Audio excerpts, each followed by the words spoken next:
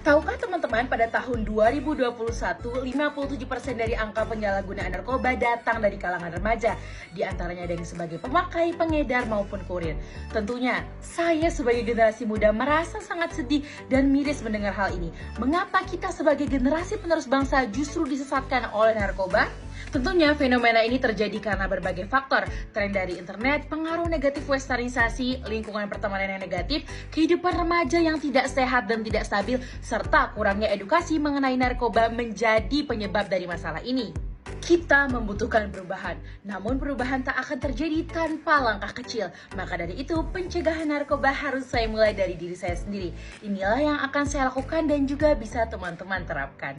1. Memahami diri kita sendiri, memahami karakter, kekurangan, kelebihan, dan juga tujuan hidup kita seperti apa, sehingga membentuk perilaku positif dan terjauh dari perilaku negatif. 2. Mengedukasi diri kita sendiri mengenai narkoba dan bahayanya, serta bagaimana narkoba justru bisa merusak masa depan kita bila kita menyalahgunakannya. Yang ketiga adalah memilih lingkungan pertemanan yang positif, contohnya lingkungan pertemanan di sekolah yang memotivasi untuk giat belajar, sehingga kita terhindar dari lingkungan pertemanan negatif yang bisa menjerumuskan ke penyalahgunaan narkoba. Keempat adalah memiliki hobi positif. Contohnya saya suka belajar bahasa Inggris.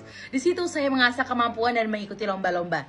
Disinilah bagaimana memiliki hobi yang positif justru bisa juga menuai hal-hal positif bagi diri kita, sehingga waktu luang kita menjadi bermanfaat dan kita terhindar dari melakukan hal-hal negatif seperti penyalahgunaan narkoba. Kelima, kita bisa menggunakan platform media sosial kita untuk berbagi edukasi mengenai narkoba kepada teman sejawat.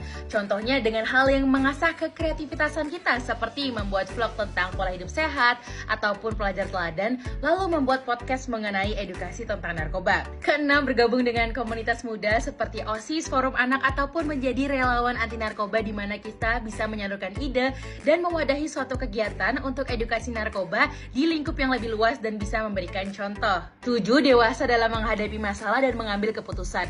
Banyak remaja terjerat narkoba akibat mereka stres, sehingga kita perlu kecerdasan emosional agar kita bisa bijak dan bertanggung jawab dalam menghadapi masalah kita.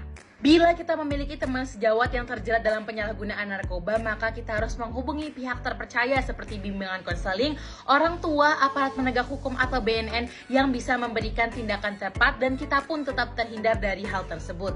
Yang terakhir dan juga terpenting adalah menerapkan pola hidup sehat dengan makanan yang bergizi, olahraga yang teratur, kebersihan yang terjaga, istirahat yang cukup, dan juga melakukan pemeriksaan kesehatan secara berkala. Demikian, saya Amira Wicaksana dari SMN 10 Samarinda, siap menjadi Duta Anti Narkoba Samarinda tahun 2023.